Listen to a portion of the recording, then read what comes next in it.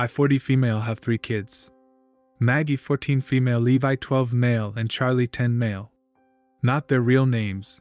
Levi and Charlie share a bedroom and Maggie has her own room as the oldest and also only girl. Maggie is a great kid. She does her homework, helps with chores without too much complaint, doesn't bug her little brothers too much. The issue is that she will not stop slamming her bedroom door. When she gets up to use the bathroom at night, she slams her bedroom door on her way out and back in. When she gets up in the morning or goes to bed at night, she slams it. Pretty much any time she enters or exits her room, the door gets slammed, and it's only her door, none of the other doors in the house. It shakes the walls and frequently wakes up everyone else in the house. Her brother's room shares a wall with hers and our bedroom is directly above theirs.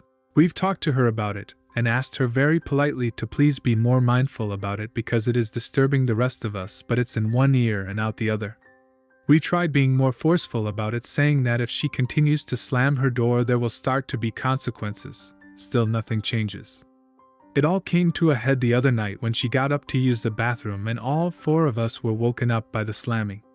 I have to be up at 5 a.m. for work and I've had enough of the broken sleep and came downstairs and knocked on her door. She opened it and said, "What?" With such attitude it took a lot of self-control not to start yelling. I told her as calmly as I could that if she slammed that door one more time she was going to come home and find it gone. She proceeded to yell at me to leave her alone, and then slammed it 5 times as hard as she could. Well, the next day, Friday, she went to school and my husband and I both had the day off, so we took the door off the frame and installed a curtain rod with a nice heavy curtain over the door instead. She came home and freaked the damn out. She said we're being emotionally abusive and taking away her right to privacy. She sulked all weekend and won't talk to us now. My mother says I'm the idiot because I overreacted, but she doesn't have to deal with the house shaking. I want to add that we completely respect each other's privacy in our house, which is why we hung up a heavy curtain and made sure that we couldn't see through it or around it. We even put little Velcro pieces on the walls and curtain sides so it stays in place. She still has her physical privacy, which she is absolutely entitled to, but can't slam a piece of fabric. We also have never and still don't just go into her room unannounced and still knock on the wall to ask permission to enter. We've told her we'll happily put her door back on once she agrees to respect the no slamming rule. So am I the idiot? Opinion. Not the idiot. Interrupting everyone's sleep is unacceptable. You gave her plenty of opportunities to change her door slamming behavior, and she didn't do it. Let her sulk it out for a set amount of time. Let her know this amount 1 week, 3 days, whatever you choose, then return the door conditionally for a trial. If she can refrain from slamming it, she can keep it. If not, the door gets taken off again for even more time. Rinse and repeat until she no longer slams. This might be controversial, but since you've replaced it with a fabric alternative, I'm going with not the idiot. I do agree with what will no doubt be many comments about the importance of privacy, but I do feel like this argument is satisfied with the use of the curtain. I will say though that this should only be a temporary measure. She should get her door back in the not too distant future. Also, the second your sons or their friends start to try and enter her room uninvited, then the door goes back on, and you need to figure out a better solution. Usually parents who remove their children's bedroom doors are controlling and abusive idiots who don't give a single damn about their child's privacy.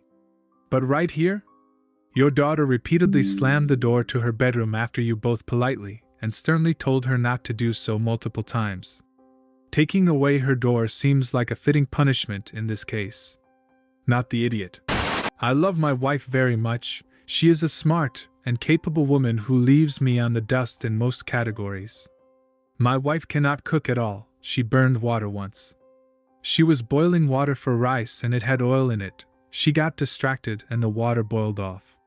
Then the oil caught fire, then she threw water on it and nearly burned down her parents' house. She can follow instructions on microwave food. She can use the microwave to reheat leftovers, that's about it. Her mom and dad gave up trying to teach her. I love cooking. I enjoy making tasty meals from scratch when I have the time. One of my go-to meals is fried chicken thighs and waffles. I use my dad's waffle recipe, and they come out light and crispy. Perfect. I don't always make them though because it takes time. I cheat sometimes and use premix. They are heavier and kind of floppy, not crisp. So I'm making breakfast yesterday and the kids are at the table. I have the chicken going and I'm making waffles. It's a good morning. My wife decided to help and covered the waffles in foil so they stayed warm. They did. They also steamed and got soft. So I finished making myself a waffle and served my food and left the kitchen. She can finish everything off.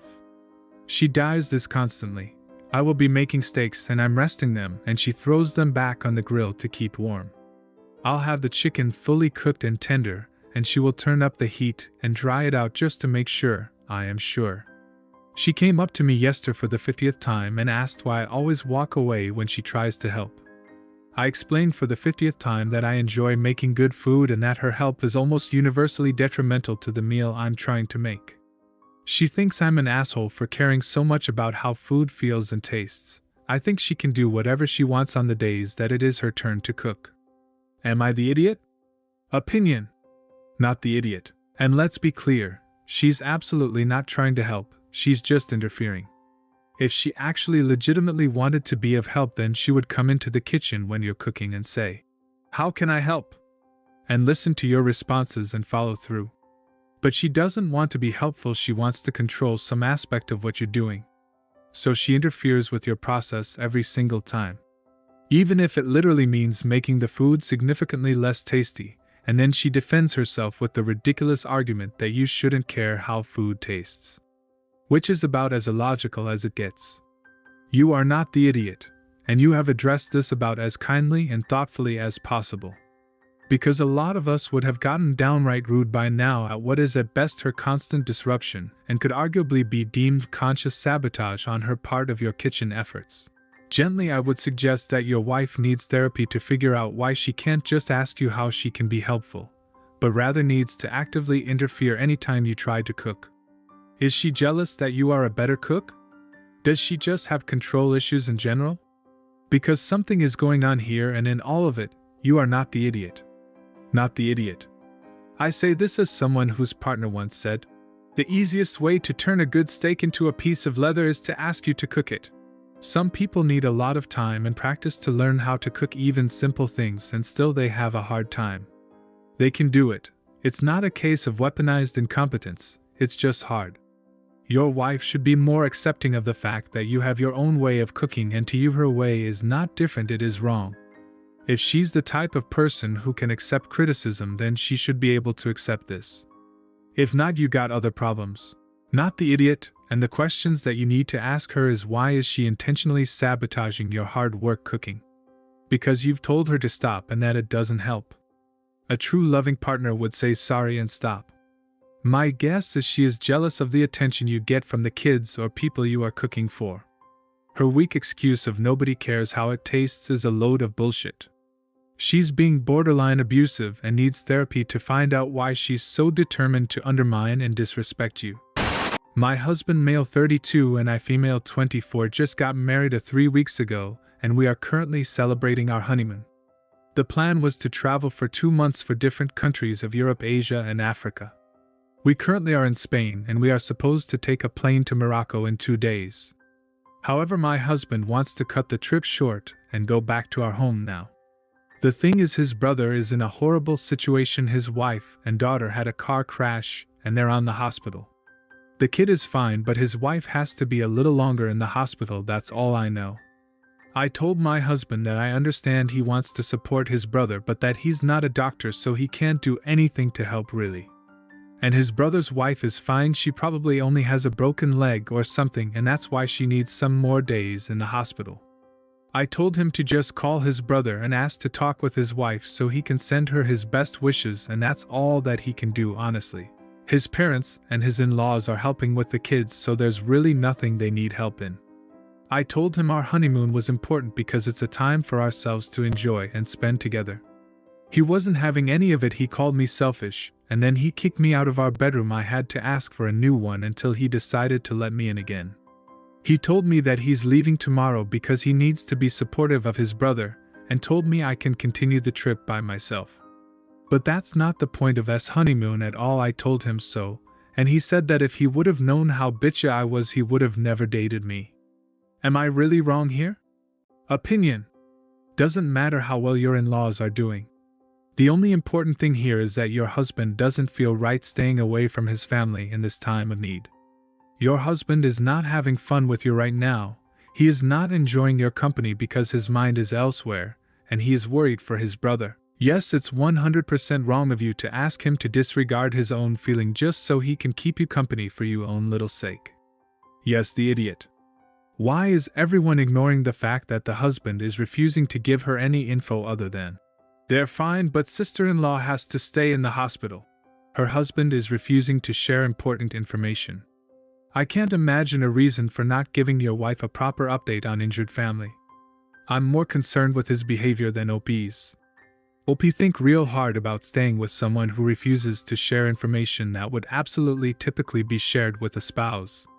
The way he treated you when you didn't want to go along with his unilateral decision is highly concerning. Not the idiot. Not the idiot. It's fine to want to be supportive, but unless you know that she is actively dying, I wouldn't waste all the money and planning I spent to return home. They said that they're fine and don't need help. What is your husband going to do? Go to work and then sit at home or sit at his mother's and do what? Nothing. That I would continue on with my trip and let husband know he's welcome to join me when he gets tired of sitting at home waiting for something to do. Because brother-in-law said it himself that everyone was fine. Have a fun trip, because it sounds like your husband is acting a little controlling and abusive because he doesn't get his way. Kicking you out of your hotel room? Really, dude needs to grow up. Go enjoy your trip. There is nothing for you to do at home but sitting around the house. Don't let the trip go to waste. I am 48 years old, married but child-free by choice. It's something my wife and I agreed on early in our relationship. We both have pretty good jobs and are able to afford many expensive items and activities. I attribute this to our jobs, obviously, but also the fact that we are child-free and live in a one-bedroom apartment. I own a manufacturing plant that was given to me from my father. On that property I store 4 classic cars that I have bought and restored. I have always been a car guy. I plan to buy another car in the next year too. I have one sister who is younger than me and never made the best decisions in life. She has a boyfriend who she lives with after getting divorced twice. She's also in her early 40s. She has 2 kids who already seem smarter than their mom. She makes an okay living, but she's the breadwinner. Her boyfriend that she lives with spends most of his time stoned and playing Xbox. He's always looking for a new job, or blaming the capitalist system for him not having a job. Her daughter 10 is a very good singer. I don't have an ear for talent, but to me she is very good. My sister has wanted to enroll her in lessons with a private coach, but cannot afford it. She has asked me to help her out since she is embarrassed to ask our parents. She also does not speak to the father of her daughter. I declined politely until she made a comment about my money and cars. Just another must be nice comment I'm all too sick of hearing. Here is where I made my idiot comment. I said, "Maybe if your boyfriend can put down the dope for all of 10 minutes, he can help you out." And, "I have 5 cars, I'll buy another 5 before I give you a dime." I said her daughter isn't my responsibility. She's got a mother and a father, and if they can't figure it out, it doesn't fall on my shoulders. My sister called my wife and told her how mean I was to her. My wife now wants us to give the money, but I don't want to. Sure, we can afford it, but I'm not my sister's welfare. Last bit, I'm sure some of you will make a comment about how I refer to her daughter or my niece. They live in another state, and have for the entirety of her life. I don't see my sister or her kids much at all. I don't really know her kids too well. I send them birthday and Christmas gifts, but I'm not close with them. Opinion. So it's been years of making snide and passive-aggressive comments by the sister. The same sister that is too ashamed or too chicken or just maybe has depleted the parents' money train because of her constant begging. Maybe she's made too many snippy comments to the parents too and they've finally had enough. Now if she'd been nicer all these years, OP probably wouldn't hesitate to help out. OP took on the family business. OP has made it a continued success. OP made personal choices that resulted in having a comfortable life. Nobody is obligated to help raise or fund their siblings' children. Sister seems to have a habit of making not-so-smart life choices. That is not OP's problem. Could Opie have be nicer? Less insulting? Sure, but even the most patient people finally have enough, and that's what this sounds like. Not the idiot. You were honest about your perspective, and it sounds like your sister needs to get in touch with honesty or reality about herself and others. If she's been expecting other people to take greater care of herself and her children than she does, that's unrealistic at best.